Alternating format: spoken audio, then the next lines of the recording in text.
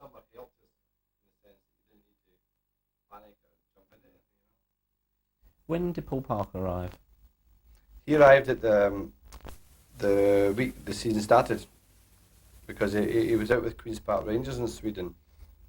And when I read in the papers that Everton had made a bid for him, immediately, it initiated my interest. And I did all the phoning from Norway, which was a good thing for us, because you know what it's like back home, that eventually the press get to know anyway. Mm. But we were able to keep that quite quiet. And we tied up Paul, I think, 10 days before the season started. And he played in his first game was... 3 days before the Austrian game, wasn't it? That's right. He had a marvellous debut. We went out to the Austrian game, beat 5-1.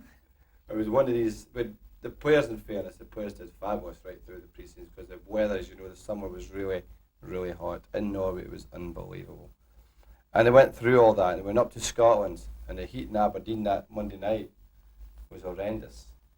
And really humid. And then we had to travel the next day out to Austria, and it was Paul's first game. Oh, 5-1. You'll never forget that. Not the sort of debut he was hoping for. No. The heat had got to the players, they were just gone, you know. When you looked at Paul Parker, did you ask Brian what he was like to play with at all? Or? Yeah, spoke to Brian. Had a wee chat with Brian over Norway, remember? Yeah. And Brian says, magnificent defender. Why did you recommend him? I'd played with him quite a lot in the England squad, and when you're away in World Cup duty or European Championship duty, you train with them a lot more often. And to me, you can find out a lot about players in training as well. And Paul's a good trainer and excellent defender with a good attitude. I mean, the only part Paul would have to work on his game really is, and he knows it, is his passing. But he knows that. But as far as being a defender, he's one of the best in the world. Were you concerned at all about bringing foreigners in? I know Peter Schmeichel speaks excellent English, but obviously when players move clubs, there is a great deal of change. But when they've got to cope with a culture and a language change as well, is that difficult, A, for the management, and B, for the players who've got to play alongside them? Well, the case of Andre, where we were encouraged was the fact he was young. He was only 21 when we actually signed him. He's now 22. But I felt that when they're as young as that, they can adapt a bit easier than maybe say a lad has established himself in football. He's maybe in his mid-20s, and he's maybe looking upon a move at that stage, maybe more financially rather than a career move. I think in the case of Andre, it was a career move. He played for Shakhtar Donetsk, it was a smaller type club in Russia. He got into the national team, which tells you how much they think of him. And I think where we succeeded was doing it quickly before he started getting a reputation. And we felt that even if we were going to struggle, that being 21, he would soon learn. And we look at it now, and I think Brian will agree that we're not seeing the best, because he's settling, he's just married, you see, and his wife's got to move over, and he's moving house into this, you're right, completely different culture. And he goes to school for the language, so that'll take a bit of time. Fortunately, the interpreter lad, George Scanlon, helps very much there, you know. Yeah, I mean, when he first come, you looked at him and you thought, what an excellent player he is. And I've no doubt that he's going to be in the English league. But it's like the boss says, he needs to adopt just that little bit more. I mean, you could see his form had dipped. Even in training, he wasn't as bright as what he was when he first come. And it's obviously because of the change of climate, change of way of life. It's everything, isn't it? Yeah, it is. Plus the lads, he's having to get used to studying to try and learn the English language, which is all different to him. And like the boss says, he got married as well, and that takes some getting used to. I think that's the hardest job of all. What's it like on the pitch, though? I mean, to a degree, you've got to communicate, but does the ball do the talking for him? Well, he's a natural footballer, and he reads the game quite well, and so he does things instinctively, which helps him. That only helps him because he's a very good player. So the language isn't too much of a barrier for him, because most footballers anyway, with the noise of the crowd, the good players will do things naturally, and what comes natural to them. because you can't really hear what people are shouting to you some of the times anyway. So it's not really too much of a problem for him. Can you hear the dugout at all? No, not when you don't want to anyway. None of them do. Not if it's criticism. No, I think you've got the wide players, maybe whichever wide players is close to the dugout, they'll hear. But if you play towards the centre of the pitch, or if you're on the far side of the pitch, you can't hear a thing, not over the crowd. Is that why you chose the middle? Yeah. They don't want to hear. I see me at the edge of that pitch, on the touchline, screaming, and they're looking everywhere but the way you are. That's why some of the wide men look like boxers. The ears. Now, also, last sign as well. I'm right in saying you signed a new contract in the summer as well. Yeah. Now it's a new 2-year deal, wasn't it? Did you have any reservations, Alex, or did Brian have enough to show you? What we had to respect was Brian's own future prospects of everything, and that more or less dovetail, and with my plans. Directors are different. They've got to wait for the manager's views and the whole thing. And my view was straightforward. We don't want Bryan Robson to leave his club, and we feel that is the whole presence of the team, the captain, epitomises all we're trying to achieve. And I mean, Brian and I had a little chat, and I knew there was a lot of clubs interested. It was a matter of getting the right deal that was in respect to Brian's abilities, and made sure that it wasn't going to leave. Now, you talk about the options that Brian had open to him. There's quite a few players going straight from First Division football into management.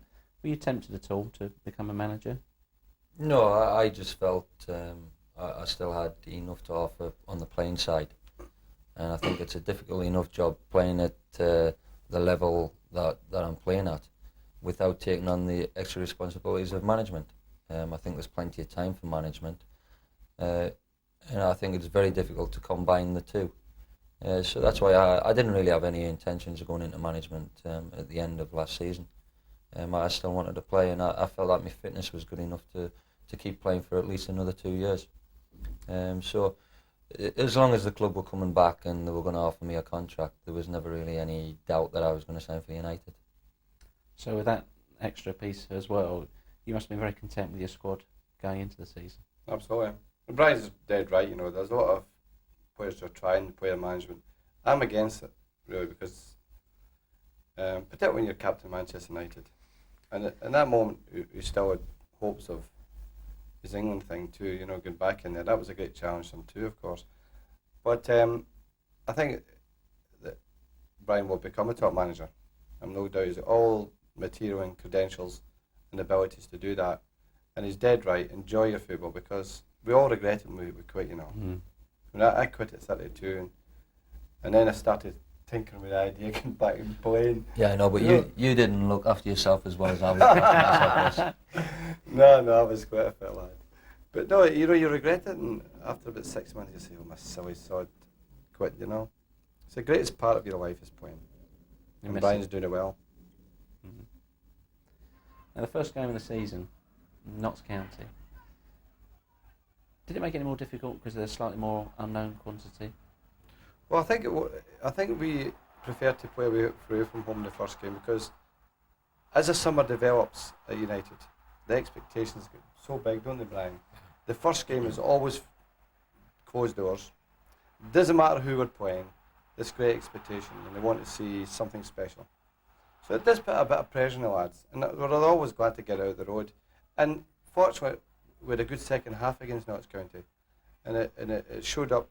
I mean, Brian did a great goal, but it showed up some of the things that we hope to see of Andrew Kinselkis in the future. Mm-hmm. That lightning pace of his, and we could have ended up maybe won by 6 or 7. And they weren't bad, Notts County. They were stuffy, they were competitive, they had good spirit about them. And for a team just coming up, the worst fixture they could have got was come to Old Trafford. They can't be delighted. The one thing about playing a team who's just come up, you can catch it two ways. Sometimes you can catch a team and they're absolutely full of playing it at Old Trafford or at Anfield, and they can be absolutely full of it and full of enthusiasm, and the crowd will keep them going, even though it's our crowd, and it's a new challenge to them, and it can raise a lot of players. I just felt Notts County, they tried to do that, but I felt a few of the younger players just froze a little bit, with it being the first game in the first division and that, and they stood off and they were looking at it rather than being themselves. And I think County have shown that in a few games since they've played against us, that they've come on and they've won some decent games now. Where in that game, that helped us a little bit just because a couple of their players, were standing back and looking at the game a little bit rather than getting on with it. What happened after the first goal? Did they heads go down a little bit? Well, they have to chase you then. I mean, that's what we always hope to score early, so that our team come out and play you. And the second half, they got a chance right after half time, if you remember. Yeah. And the little boy John Smith threw and it jumped up on him, the ball, remember? And we got back and defended it well enough. But Brian scored out about 5 minutes into the second half, if you remember. We scored quite early, didn't we, in the second goal? Yeah. So that kills them. 2 goals in front of Old Trafford. Within. And then we started creating a few chances. Oh, yeah. Yeah. What do you remember about the goals? The first one was own goal, wasn't it? No. First No, one? no. The first one was a free kick from Brian, and it was played over towards the back post, and Brucey realised they couldn't get the full head on it, and just dipped and let it go over his head, and Conservatives chased out to the touchline, whipped in first time, and the big boy Regis got a touch on it, but Sparky falling in the back post got off his kneecap. Off his knees. Yeah, he just guided it in with his knees. All right. Yeah. And what about the second? Well, the second was corner, yeah, which was headed out, and it was just one of those where you're on the edge of the box and you hit and hope, and sometimes in training they go in, sometimes they go over the top of the gymnasium. It must have been a hope because he's right foot. And that one was fortunate enough to fly in. Yeah. Nice feeling. Oh yeah, to get off to a winning start of the season and score a goal as well. It's a nice way to start. When you saw the fixture list originally, were you quite happy? Because, I mean, as you know, you can throw up a bad run. Were you quite happy? I mean, we're only halfway through it now. Well, I thought it was quite a tough one, didn't we? Yeah. Well, I thought it was Wimbledon away and Aston Villa away and Everton away in the first 3 away games. Yeah. I thought that was quite tough, but we won the 3 of them. We were undefeated. We won 2 and drew 1 at Everton. That's why sometimes it's nice to start off with your home game first. Your away game first. You start with your away game, then you get the 2 home games coming on the belt. You get them on the Saturday and the Wednesday, and it's a nice way to start your 3 games, especially if you get the result away from home, where we had it the other way around. That's right. That was a great result of Villa, though. It was a good performance too. The players were in control of the game, which was really first class. We could have won by 2 or 3, but in fact I think Peter had 1 save in the game, didn't he? Yeah, from starting late on in the second half, he went down well. It was one of those where he could have palmed it out into strikers coming onto the ball, but he held it, and it was an excellent save. How did you prepare tactically for Villa? Who were you concerned about of theirs? Well, we didn't know what their side was because they'd played in the Saturday at Sheffield and won their game. With the talk of Daly coming back, and we just reorganised a little, and we put Mal Donaghy to left back. It was one change we had from the previous Saturday game against Norwich County. And Mal's a marvellous defender. Never lets you down. So we thought that if Daly was playing, that Mal could look after him. And the thing about that game, which I was pleased about, is the team kept probing away in the first half at Villa, with a few things happening around about the edge of their box, 2 or 3 good shots from outside the box, and you could see that they were getting there. And then with the great little move where Brian got in and was brought down for the penalty kick. And although we were only winning by the penalty kick, I think we could have won by 2 or 3. Steve Bruce, in terms of the penalties, how much of it an asset is it when you know he's stepping up to take it? Well, he's missed 4 this season. I was going to say, this season it hasn't been such an asset. We've been giving him a bit of stick, but I mean last season he had great record and in important games as well, where he took them with a great deal of confidence. But you expect your players now and again, if they have a long run of taking penalties, they're going to get into a little patch where they miss a few. But Steve, not just his penalties, I mean he's had a great run of goals. Set pieces. Yeah, from a centre half, he attacks the ball great in the opposing box, and he anticipates well. How much work do you do on set pieces? Well, you don't have the time really. I mean, we did actually some this morning, just a little bit, an idea of it in a free kick. Defensively, we do quite a bit, don't we? Yeah, to make sure that you've got it right, so then you're not We're conceding. organised. But we have our basic takers of the corner kicks and free kicks. We've got the likes of Dennis Irwin, who's the best dead ball hitter I've seen for a long, long time, and he hits them out so fierce, and the bending come in quick. Pace on it. Yeah, he does very well on those. So that's a great asset. And so what we try to do is to make sure we've got the right movement and the players who are going to be attacking the ball or who are taking players out the road, Going back to penalties, if you're in a competition where it necessitates penalties at the end, who would your 5 be for the penalties? Have you got? I mean, a certain type of player likes penalties, others don't like them at all. Well, no, there's quite a lot of players don't particularly like penalties. I mean, it's just a case of they're the most confident at taking one, so that they'll put the name forward to take them. Everybody would love to take a penalty when it's 2-0, 3-0 for your own team. There's no shortage of volunteers then, is there? Yeah, well, that's right. You've always got the other side of it where you could be 1-0 down or it's a draw. At the time, you've got to step up to take a penalty. I think Brian's been involved in a European tie against Videotone some years ago, hasn't he? And I've been involved in 2 or 3 penalty kicks with Aberdeen. There was the semi-final in the Skull Cup with penalties, and there was the European tie in Berlin in penalty kicks, and it's a tremendous pressure, isn't it?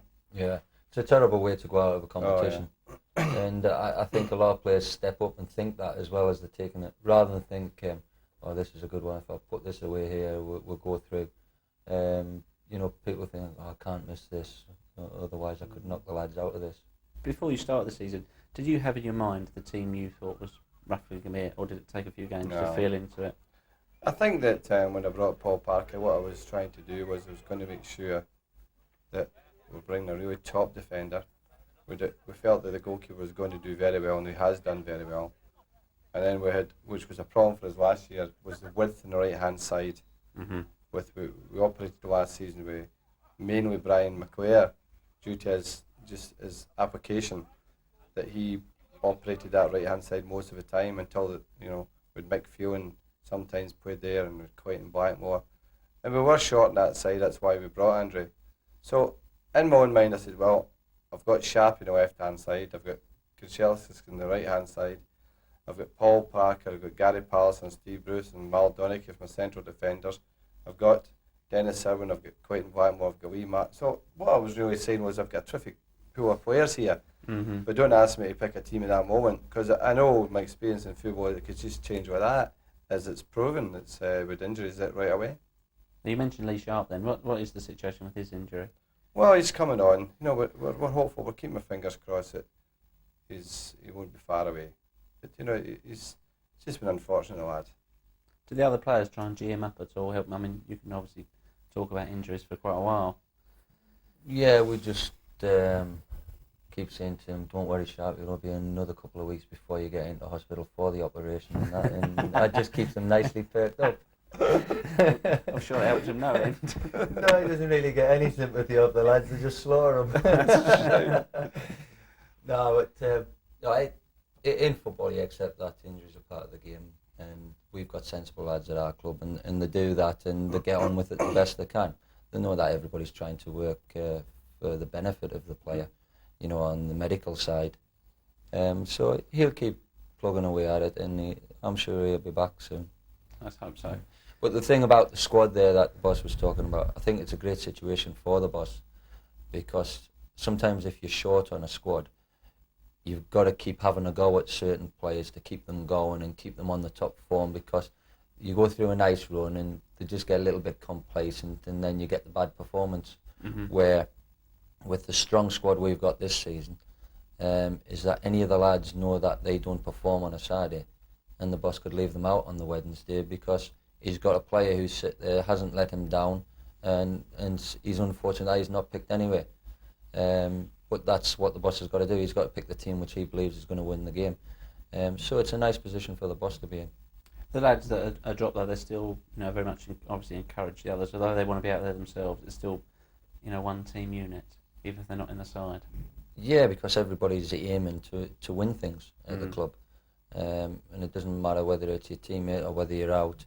You know that your chance might come with an injury or with a suspension or whatever, and you've got to realise that is your chance to play well enough. And if you play well enough, then you make it too difficult for the boss to drop you. When you've been dropped, or if a player's dropped, how hard is it to get back? Where can he impress the manager? Is it on the training ground? Well, we've had one or two situations. So I think what happens quite a lot in the modern day football is that you do get injuries. Now you take the case of Neil Webb early season had left him out.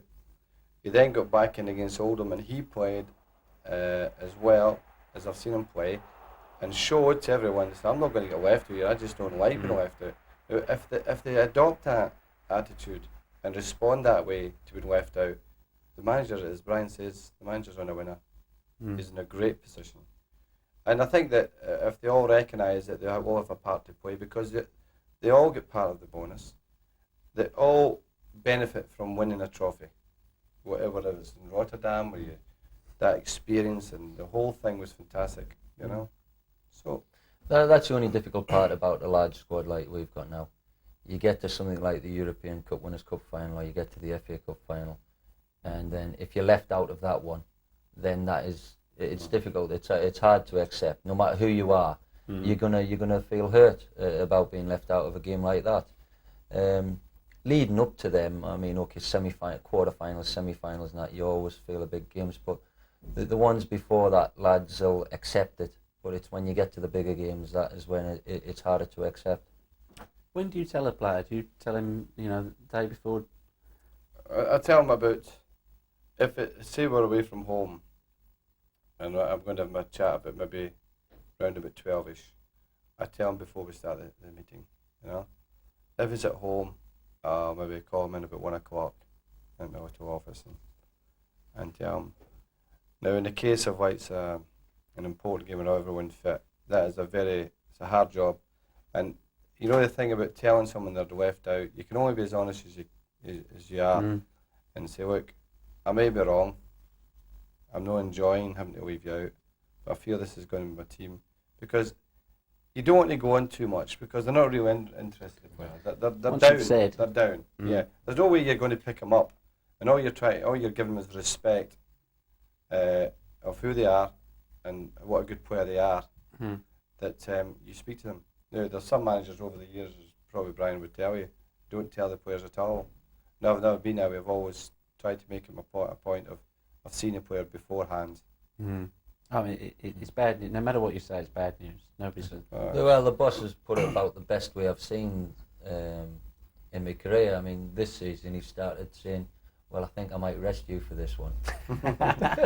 That's the best way I've ever seen of being dropped. No, as I said, I'll be sending him away for a holiday soon. He said, what is this holiday? That's subtle anyway. Yeah. How big a test did you think Leeds United were going to prove? Because a lot of people were talking about them. They spent a lot of money. Well, they're hard to play against, aren't they? Yeah, we knew that they'd be up there this season. I mean, even the way they finished last season, and Howard Wilkinson had went into the transfer market and he'd bought players.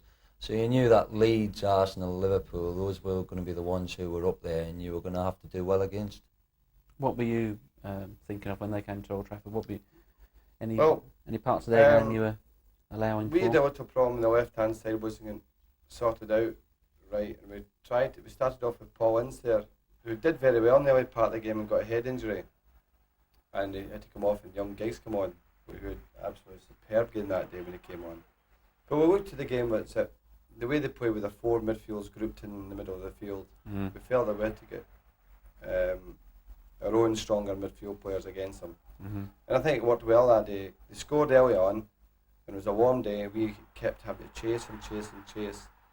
But they did great. The team played as well as they have in any game this season. And in the second half, we could have scored half a dozen. Yeah, I can remember joining up with the England squad. David Batty said to me, he mentioned that game, and he said to me he couldn't believe how our lads had kept at it in the second half with it being such a warm day. He said, and he's a fit lad who works away at it and that. And he said like he couldn't believe the way the lads kept going that day. Do you think? I mean, it's because they're all in a row. There were good results already coming because of a good squad, and after Rotterdam, I just think the team are believing themselves. A very early stage of the season this year. Well, I think what you're finding now at the club is that it's a group of players, and you get this when they stay together. Not just that their knowledge of each other in the football field develops. They become friends. They become a good squad of lads in the dressing room. The spirit is fantastic in the dressing room. I mean, I've never gone in there and there wasn't a good atmosphere, Brian, recent times. You do get a good thing going between lads, especially with the confidence as well of winning the FA Cup one year, winning the European Cup Winners' Cup the next year. And so the lads are hungry to win something again for each other the year after. But the 2 years that you've had doing that, the lads definitely get to know each other a lot better, as the boss says, not as teammates, but as friends. And that always helps. Now, after the Leeds game, Peter Schmeichel said he was very unhappy with their first goal. In that sort of situation, is there any point in you saying anything to him, or is it just down? Brian was a different class at half time because he'd been outstanding in their games. And I says to Peter, your impetuosity cost you the goal, son. It's his nature who was showed there. Brian says, look, come on. The big man's bailed us out this season several times. It's your turn to do for him, and which was a great thing for him to say. It was something I wish I'd have thought of myself. What do you remember of your goal, United's goal against Leeds? It was a situation of they kept clearing things from their box, and there was little ricochets about and everything, and then the ball got played out to a long throw in, and somebody headed it on, and you followed in the header, and the throw in. Yeah, the throw in, then it dropped to somebody else, and then it comes across, and it got a little block and everything on Mark Hughes. I think it was, or Brian McClare, both went in to have a shot, and it just broke to me, and I swung the left foot, but I mean I couldn't really miss. It was only a few yards out. They all count though. But well, that's it. I mean, the nice thing about that goal, if you look back at it, we had about 5-6 players in the box. And so you're going to have things fall to you if you get that many people in the box, But we deserved it. I mean, we definitely deserved to get back into that game. It would have been a bad game for us to lose after the way we played. Overall, would you say it was one of your best performances this season to date? Well, it showed that the developing side of our game, the Manchester United team, will not be beaten. And I think it showed it that day. They just would not lie down. And Brian made the point about what Dave Batty thought. They would just, the stamina and endurance.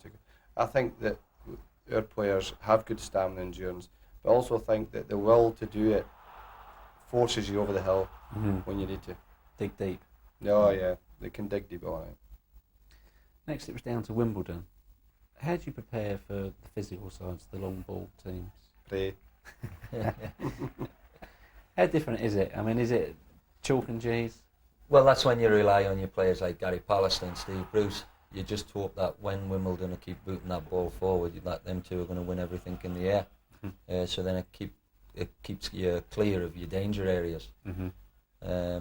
I mean, Pally and Bruce are excellent at that.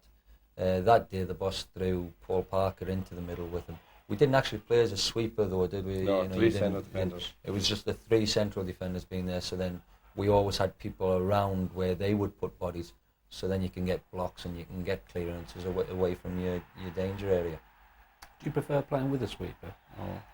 I'm easy on it. I think that eventually the game in England will have to develop to the sweeper because the speed of it is such that there'll have to be games where I say, right, to take some of the speed out of it and the frenetic pace, the sweeper does offer that. And you can start controlling the pace of the passing and the players running about helter-skelter. They can do that. I'm easy on it. But we prefer to go into 4-4-2 at the moment.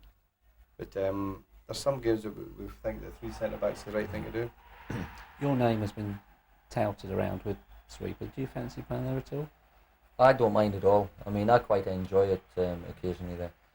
I like to be involved a lot more in the middle of the park, and I like to be able to get about the pitch. But when the boss has played me as a sweeper a few times, I've quite enjoyed it, and especially in away games. I think in away games, you get away with it a lot more, and it suits your team. But remember, you've got to have the players to adopt to it. And at United, we have that because we've got full-backs who can get forward, and we've got people like Gary Pallister and Steve Bruce who are comfortable on the ball. So when I've played with them two as a sweeper, it's easy because you can pass the ball about from the back, and you can break forward and make things happen further forward on the pitch then, which the sweeper system is all about. It's not really a defensive thing. It's definitely a springboard to be compact at the back, but your springboard to get forward. You mentioned there you would adopt that maybe away from home. How much difference is there between playing away and at home? I know with a club like United it brings it more sharply into focus, but say somebody who wasn't totally connected with football, you say, well, it's the same size pitch, same ball. I've always found it at Old Trafford, ever since I've been to the club, you'll get a majority of teams will come to Old Trafford and they'll defend in numbers and try to break out at you. So rather than play a sweeper system, you've usually got a spare defender there anyway, because somebody will either leave one attacker upfield or they'll leave two up, and then everybody else gets back behind the ball. So it's a situation of that you've got the spare man on the ball at the back anyway, and so if you put a sweeper there, you're only going to have another one further back there. So that's why it's difficult to work it at home. Is it that intimidating for the away teams? Well, I think that when Old Trafford, sometimes it can affect the team just the same as the opposing team, because in the Liverpool game, I think Brian would agree with me, that the crowd was so excited, so powerful, the response from that the team started to play with the crowd that day. If we just to slow down, when we said at half time, we just to slowed ourselves down. We did for about 15 minutes in the second half. It's a great attitude from the lads. I mean, the lads showed the right attitude because they were wanting to win bouncing balls and win tackles. But we got caught up in that, and we didn't concentrate on, right, now we've won the ball, let's calm down and get our passing game going. And we didn't do that day. I think you said afterwards you felt you were sucked into the game a little bit.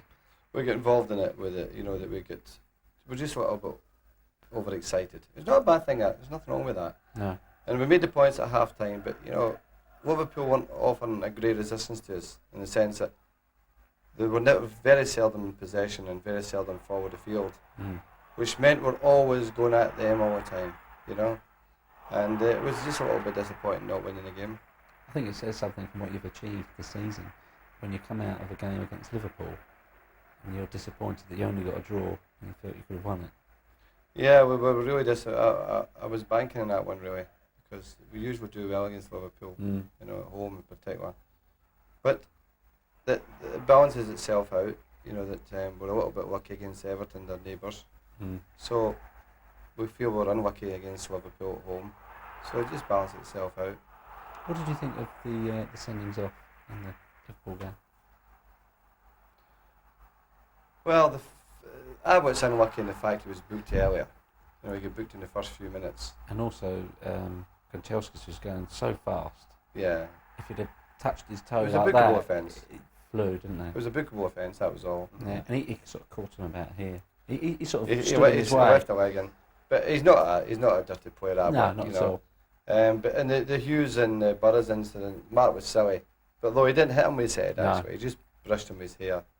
And the lad Dave Burroughs, he's a nice lad, but he should have reacted a wee bit better. I thought he was a wee bit, could have had a word with the ref. Yeah, the referee. Well, in a situation, a big game, that if he sends one off, you can bet your life he's going to be looking to balancing it out. What did you say to Sparky as he went off? I just said to him, you should know better, which he does.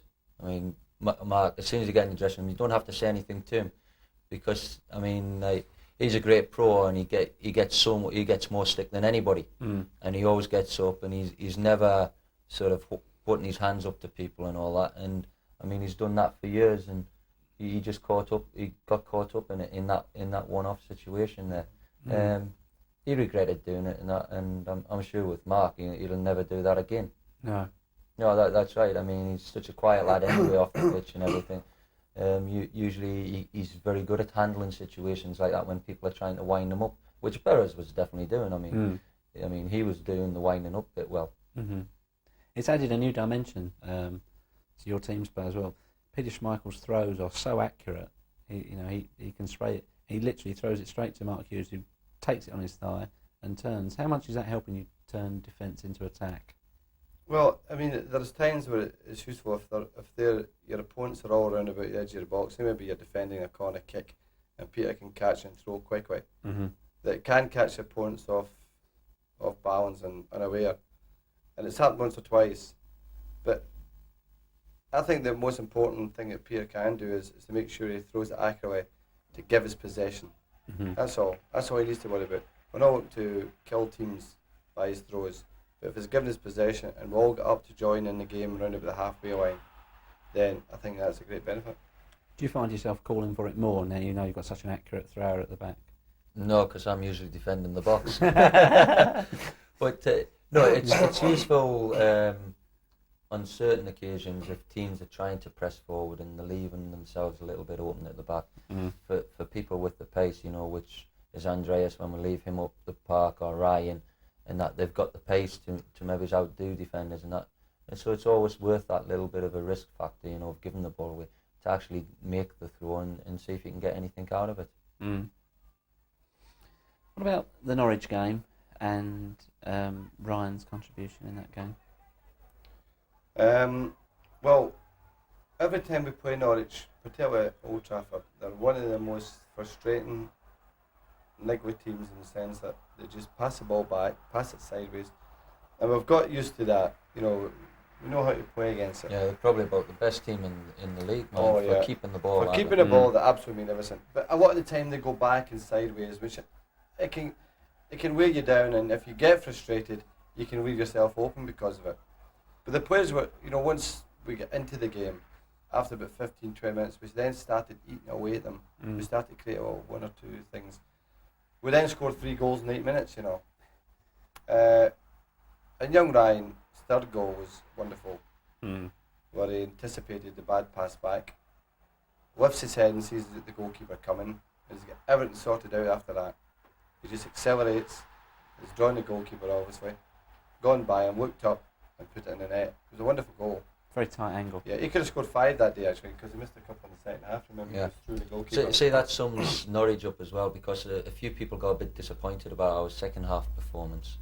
But it was a roasting day again. It was a bit like the Leeds day, and you go in 3-0 up, and then you come back out for the second half, and you've got Norwich who keep playing the possession football, and they're not really interested in going beyond us. No. And the crowd were just getting a little bit anxious for us to go chasing the ball and that. But you sit there and as you do as players, you'd go, well, hold on a minute, I'm not going to go in there and start chasing about in this heat and that, and then they start playing things in behind you. Mm-hmm. We can just sit here.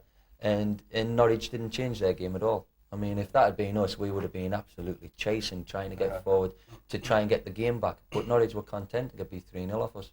And that's why it made the second half a bit dull. Yeah. What do you remember of the goals? Well, Ryan's was the one I could remember. Mainly the first one was a long ball from Bruce or something. Was it you ran it? Ran with Andre. Was it myself and Mark Hughes were fighting for the ball around there? And you tossed it in. He cut it back and Webby the shot. It come off Brian Gunn's knees and went out to the edge of the box, and Dennis Owen Dennis Owen, fired it in. The second goal was the one that you were involved with Mark over on the far side, and you gave it to him, and they lost possession and regained it. No, They beat a man and squared it to McClare.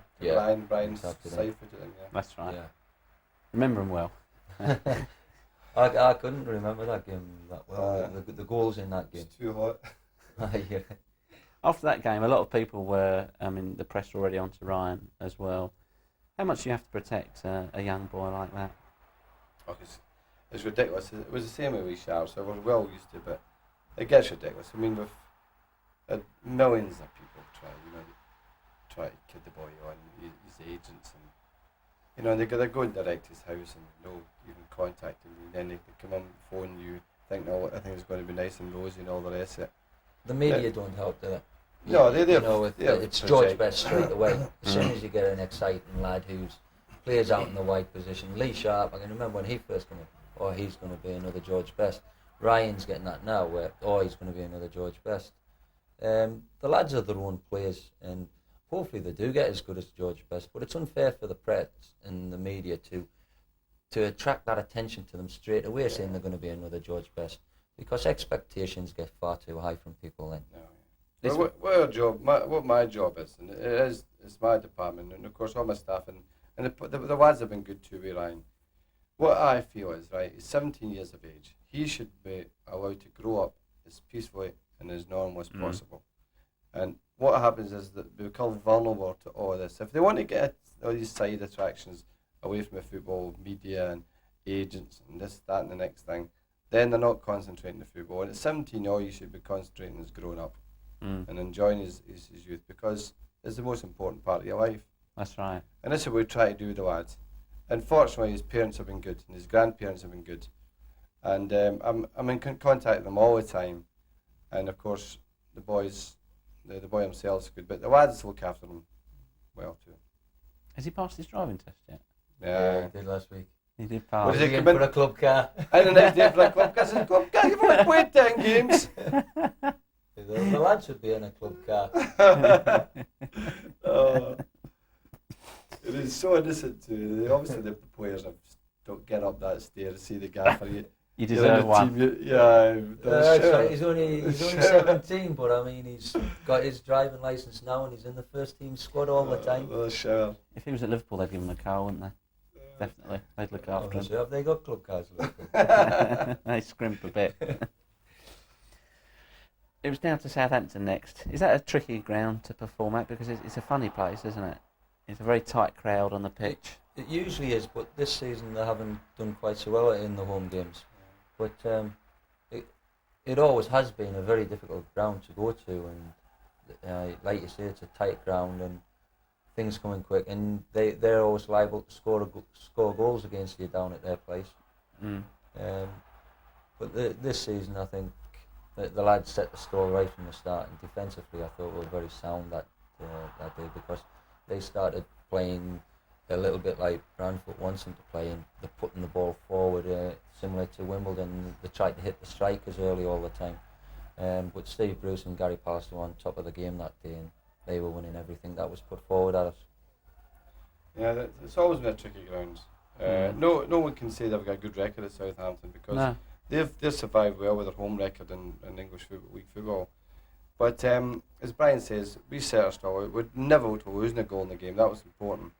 And when we did get the goal, it was a magnificent goal, absolute brilliant goal, because we won the. Peter Schmeichel came and caught a cross, threw the ball out to Brian McQuair, who got caught late with a tackle, and it broke to young Giggsy, who ran away up the wing, beat a couple of men, doubled back, back-heeled it, stopped the ball, back-heeled it for Andre Kanchelskis, who crossed it, and it was actually going behind Brian, and he managed to get ahead and knock it back across to Sparky, who volleyed it home.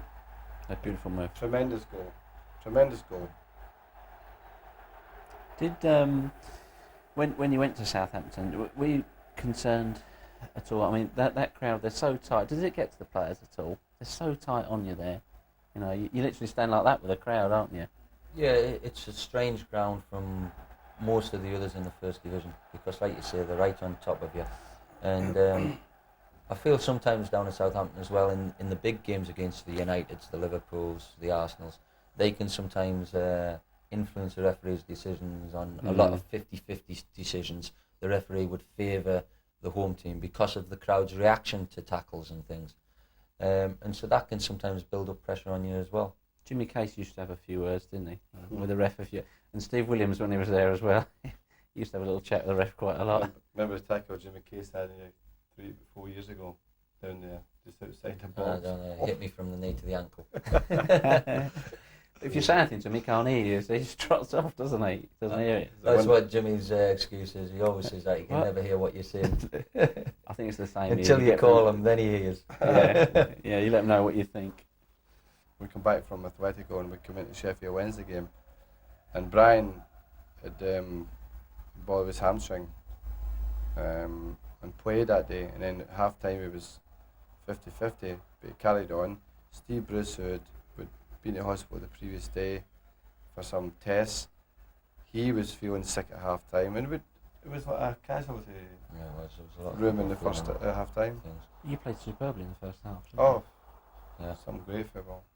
I Really mean, we great. should have been 4-5 up in that game at half time, the chances that we had. But then you go out in the second half, and even just the sitting down for the 10 minutes, you go out and you just don't generate the same energy in your body, you know, when you've been sitting down for a time after you've had the long journeys to Madrid and the really hard game, because it was a hard game. I mean, the lads put everything into that, and we were unfortunate that we didn't come away with a good result over there. But then you go out in the second half, and Sheffield obviously pressed forward at us, you know, to get back into the game. And you've got to give credit to them, but I feel that if we hadn't have had the Madrid game in the week, we would have beat them. You don't think it was a hangover from that mentally, but physically? Physically. Well, it's a Travelling bit of and both, everything, really. yeah. The mental. I mean, the mental pressures towards the players in the big games also tires you. What about Brian McClare's goal in that game? Do you remember it? Well, there's Brian worked a 1-2 with Giggsy. Yeah. And you got in, and you hesitated at first, didn't you? Well, I meant to just take it the once and then hit it, but I just kept the ball under my feet a bit too much, so I had to take one more touch and just give their defender time to get a block on when I actually did go to hit the shot. And then it lobbed up, and I went to get it, and the defender rushed in again. Then he toe poked it back across his own goals. He hit it, and then Brian just followed in and put it away. Actually, do you know that it actually hit the inside of the post? That's right. It didn't hit the post, you know. It hit Woods' bag. He keeps a bag inside the post. And it hits the bag. Yeah, I've noticed it in video. And it comes out off the bag. You wouldn't be happy to Just weighing concede. the line, but just weighing the line. You know, if it had hit the post, it might have come further out. You wouldn't be happy to concede a goal like that, would you? Well, No, you were- well, It's just flying about all over the place. well, I don't know about that. I mean, Brian's unlucky not to get the shot in because he tried to lift it, didn't he? Yeah, I tried to lift it over because there was about three of them diving in at me at the same time. Mm. Brian followed in to get the rebound, and Brian McQuire. His first one was a short pass back. We just took it right away before Woodsy could get his That position was a right. great finish. A good finish, yeah. Because Woodsy was still coming forward. He was still actually running forward to get his position as Brian hit it. Mm. What do you think was worse? The fact that you'd lost for the first time in the league, or that you'd been knocked off the top that day? Both. I think it's. Yeah. I think the players would love to have kept their record right, you know, as long as possible, longer anyway. Mm. The worst was getting hit with that object in the touchline. I had a right good day. Scotland get beat at the rugby. I get hit with some sort of a missile, and we lose our undefeated record. What a day that Somebody said in the dressing room, like, who threw the coin at the Boston? And all the players went, I did. And the best, Richie Barker, and we went to the Sheffield coaches room for a drink after the game. Richie says, God, your wife's getting brave and shit. Are you sure it wasn't part of the Bryan Robson scanner appeal? The players' protest appeal. It was a bad day all round, wasn't it? Disappointing. Yeah, it was a great game, you know. Mm-hmm. We've got to give credit to Sheffield. They kept at us and kept at us. They got the breaks and the goal. That happens in football. But it was a terrific game, advert for the game, you know. Is it hard to lift the players after that when you meet again in training? Well, we had a Wednesday game in the Rumble. Rumble, Yes. wasn't it, after that? It was Portsmouth. Portsmouth. Yeah. Portsmouth. And I think that probably showed in the Portsmouth game, actually, didn't it? I think it did for the first half hour. The lads Yeah. just trying to get themselves going. It was a muted performance from what the way we've been playing. And I think defeat. You have to handle defeats. But I think that the lads having lost 3-0 over in Madrid and losing it 3 at Sheffield knew they didn't really deserve that. Mm. So there's sometimes that players feel that the breaks are going against them a little. And the only way they can get out is their own inner self and just digging a bit deep for their character. And eventually got a good result against Portsmouth, who are not a bad side. No. In fact, they haven't lost since they played us, you know. Portsmouth haven't lost since they played us. They've been doing great.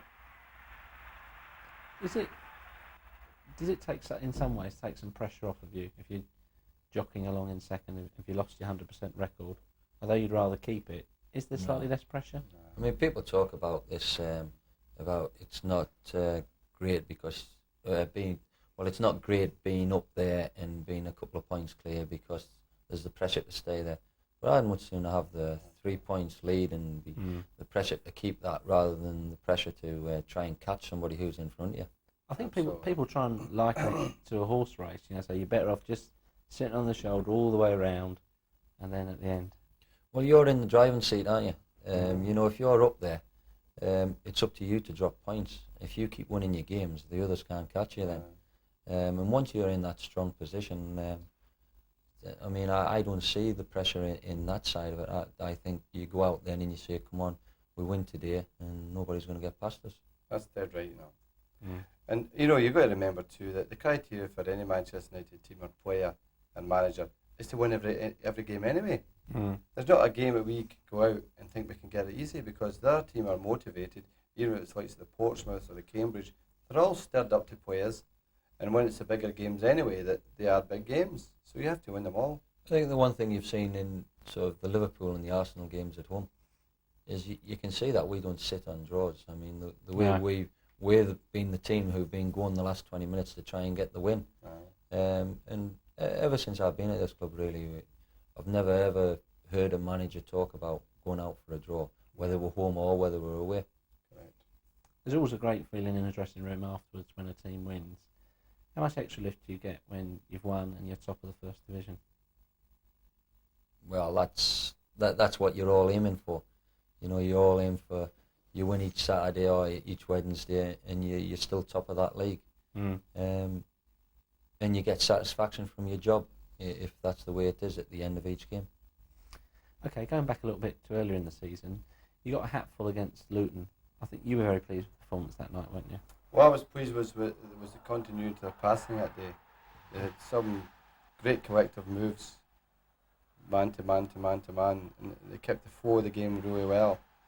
The first half, they surprised us actually. They defended quite well the first half.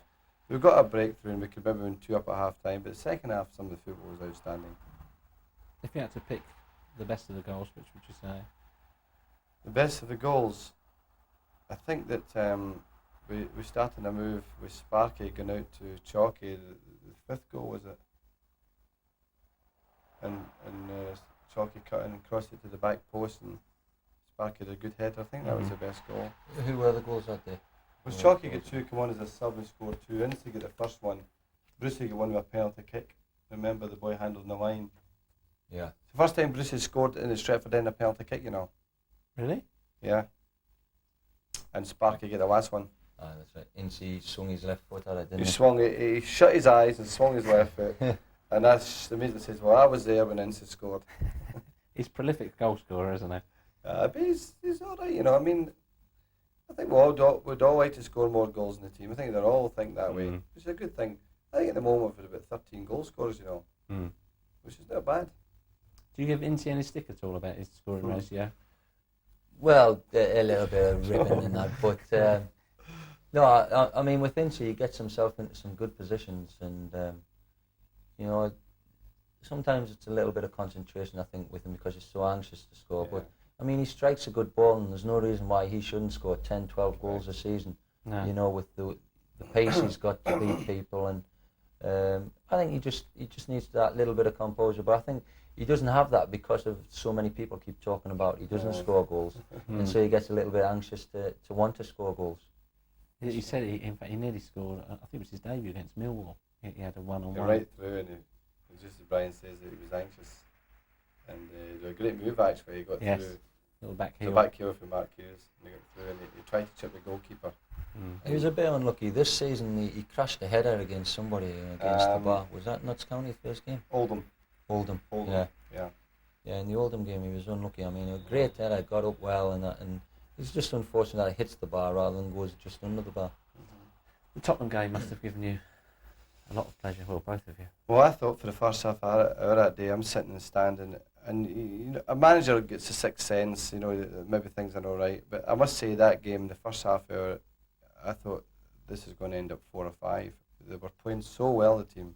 It was smooth, they were all committed, and they were creating chances, and you felt it was a matter of time, didn't you? I think the one thing that day is that Gary Pallister and Steve Bruce tied up Jury and Lineker.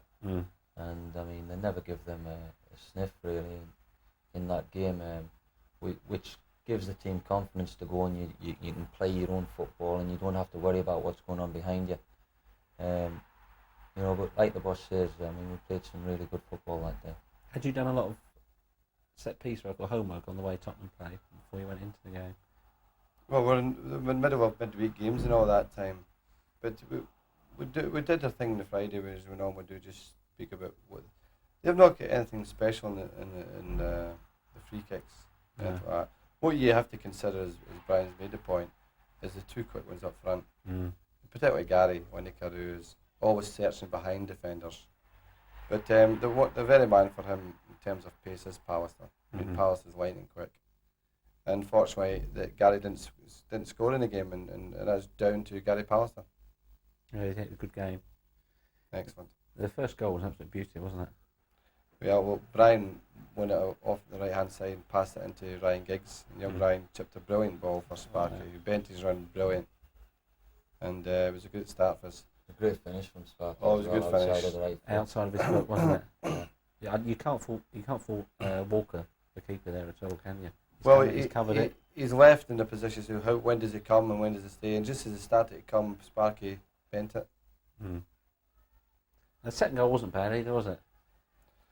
Second goal was okay. I mean, we got the free kick. Clayton lined up to take, and it was, angled from the box, and he chipped it. And they just made a substitution. That's right. They changed it, didn't they? They took Sedgley off and brought Hurls on. They took Sedgley off, and what it helped me as well at that stage was Paul Stewart had actually been marking me, and he'd just been sent off. And so Howell's come on cold, and he actually picked me up from the free kick, and I went to run forward, and he went running forward, and as I stayed, Clayton found me perfectly at the edge, and it was one of those I just looped into the far corner.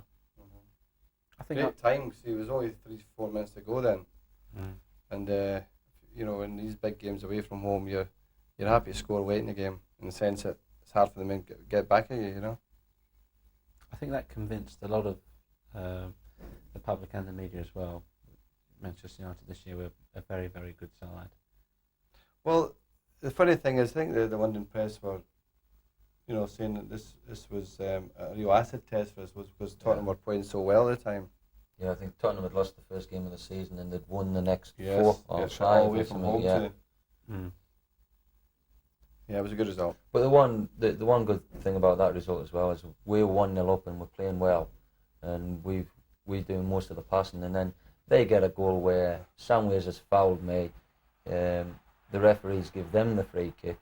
He's picked the ball up, and as he's dropped the ball, he's took the free kick straight away, and the ball's actually bouncing as he's played the ball inside, and they break away and score against us. So we really deserve to win that game. It showed a lot of resolve to come back, didn't it? Yeah. Oh, we did well to come back. We got a composure in the second half again, and excellent result. What did you think about the game against Arsenal? Because obviously that was always going to be another big test. Well, it was the one test that we said, right, this team that we're playing today are the team that if we finish above them, we must have some chance of winning the league. The great thing about that game is we came back again. Arsenal scored that magnificent goal from Dave Rocastle. It's absolutely brilliant, And we'd actually started quite well in the game, and it was pretty even. But I thought we just shaded it. I thought we just shaded it. We lost a goal, and we came back at them and scored a good goal. Brian made a great run, got a touch on, and Brucey falling in right behind him, got a touch again for the goal to bring the level at half time. And the second half, I have to say this, I thought we were by far the better team. You created a lot more chances. Yeah, we had good chances in the second half. It's a shame we didn't go on to win that game. I'd have never won. You've played well against Arsenal in recent years. Why did you? Is it because they're champions that you pick them out as that being the real test, or because of the way they play? Why did you pick them out as being a real difficult test? I think you have to analyse Arsenal as a whole, they've got an outstanding manager. They've a group of players that there's not one of them, their late years in life, as a player. And they've a big, strong squad. And the other thing that's about Arsenal, they've plenty forwards. If you think about Limpard, and now added Carter, they've got Merson, Campbell, Smith, Groves, Rocastle. Players who can play in forward position. Yeah. And I've now brought Ian Wright. Yeah. So that makes them a danger. It was a very enjoyable game. I think the crowd had their money's worth. Yeah. The other thing about that game was the referee handled it great. Terry Holbrook. Excellent referee. Yeah, superb handling. It was very good. It was quite funny in the bar afterwards when the goals have come up on Granada. First of all, Rocky's goal has gone in, and all the United players have said, OG, definitely down to Peter. And then your goals, the United goal has gone in, and all the Arsenal has gone, he's offside. He's miles offside. There's no credit from either side at all. Friday does that. When it's the local derby, does that throw league form into the cocked hat? What's it like going into the game against Man City? Yeah, it does a bit because, with City, it's like a cup final for them, to try and beat us, especially when we were top of the league. I know they're sitting in third, but there's just the rivalry that they absolutely have got a thing about the one to beat us. So yeah, it does. The league form can go out the window for that one-off game because players get fired up so much for that game. League form doesn't really come into it. How did you think the game went? Were you pleased with the game? It was a typical derby game, and unlike the previous ones we've had, particularly Main Road, there was no goals. There were probably two outstanding chances in the game, and one fell to Queen Blackmore just after half time. Now I think if we'd have scored that one, I think we'd have won the game. And the second one fell to Adrian Heath about 9 minutes to go, and he snatched that one too. There was a couple other chances. Brian McQuaid got through and the good shot saved, and Mark Hughes got through in a great position and should have gone on and hit it right away and over the bar. And they had another couple of half chances when the boys squared it back. I think it was Heath that beat someone in the byline, wasn't it? And cut it back to the young boy Sharon, and it was sort of a kick clear off the line. Yeah. And that was really about it for 90 minutes. And it was all just helter-skelter, challenges, fouls, free kicks. They kept getting free kicks edge of the box, so it's really, I thought we were unfairly treated that day so far as the free kicks were meted out. But they handled it well. There are no problems. They're always looking for a threat of Quinn. Now, he does make the difference to that team. Some people say one man doesn't make a team, but I think he makes that particular City team. Well, he's so big, he's so unusual. He does a good job. You've got big strikers, people like Smith or Chapman. They'll look for him. With Quinn, he's virtually guaranteed. He's got a lovely touch on the ball as well for being a big lad. So he brings people into the play really well. Yeah, very good player. No, he's a good player. Okay, then it's now Christmas. You're up there with the best of them. How happy are you with the way it's going, and where are we going to go from here? Well, I think the great thing about the club is that the club is stable. For a while, a couple of years back, it was always a story or something, wasn't it, Brian? You're picking up the paper and this is happening, that. But you see the club now, it's stable. We have a vibrant youth system now. There's some terrific young players coming through the club. And we've got a really tremendously strong pool of players. And with no disrespect to Brian, being the older statesman, and the way he's playing, he could play for 3-4 years, the way he's playing. So we don't have any age worries, really. Plus, he's getting as bad as my missus now. I think you want that in writing, don't you, Brian? She's asked me to say that. She doesn't want him home. She's asked me to say that. Keep him at the house. The boss is right, but the nice thing we've got as well now, the boss has even got money in the bank as well to spend if he needs to. Mm-hmm. And if he needs to think that, we need strengthening here, or that player becomes available, well, Manchester United have got that money. And it's nice to have that when you've, like the boss has said, you've got the squad, you've got the stability within the club, where all these stories used to come out, and this player's going here and this player's going there, we're going to buy this player, we're going to buy that player. And there's stories every week. All of a sudden that stopped a little bit now. And people know that it's a settled club, they know it's a happy squad, and they're leaving them stories alone at the moment. Hey, you mentioned, Brian's playing superbly at the moment. Have you changed it at all? The style of your play, the way the team plays around him, without being rude, to allow for your age? I mean, are you as fit now as you've ever been? No, not really. I mean, I feel as fit as I've ever been, really. I don't find any problems with my fitness. I think the time I can judge that is if I'm doing exercises at the club with players in training and that, and I can't keep up with them, then, you've got to look at your fitness. But every bit of running that we do, I'm up with the lads and that, and I still quite enjoy that part of the training. As far as actually on the pitch, I mean, it helps me that the lads are playing with confidence and I'm playing with good players. Because no matter how good of a player you are, you need a good team around you. And if you've got a good team around you, that makes you play even better as well. If you had to sum up to date, what would you say the best performance so far this season, the one that's given you most pleasure, and why? And also, if you had to pick a goal as well, that's given you the most satisfaction. The performance, I think there have been 2 or 3 performances I was really pleased at. I've been pleased overall with the general attitude and character of the team, and the spirit in the place is great. All these things we've gone over before. But I think the second half against Leeds showed a lot of what Manchester United is about now. And I think obviously that the performance against Tottenham was a good performance, And if you're to judge us against the best, we've had Liverpool, Arsenal and Leeds at our ground, and they've had 5 shots between the 3 of them, a goal. And I think that says a lot for us. And the goal? The goal, I think Giggs' goal against Norwich was an exciting goal, wasn't it? It's never as good as mine against Notts County. How can I forget that? Yeah, that was a smashing goal. It was the volley. But going back to Giggs, the thing about that why Giggs' goal is, as he started running towards the goalkeeper, everybody started off their seat. Yeah. Yeah, you were going like that. And he got there and controlled himself so well and bent in there, and the 2 defenders are running back to the goals.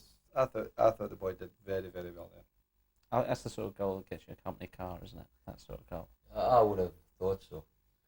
You'll get a rally bike. Some people might have different ideas. People that matter, unfortunately. You'll get a rally bike. I mean, I think it's fair to say you both look and you both are very happy men because of what you've worked hard at and what's been achieved so far. Well, you can never be satisfied. I've always found, and Brian is much the same as me. And you can never be too sure in football because you don't know what's around the corner. But I think why you may think, why you're saying that we're happy and contented, I think we know that there's a desire in the club that wants to win things. And I think that I said to the players at the start of the season, I don't think I've achieved everything I want to achieve. I hope you're the same way. And I think they're showing that now.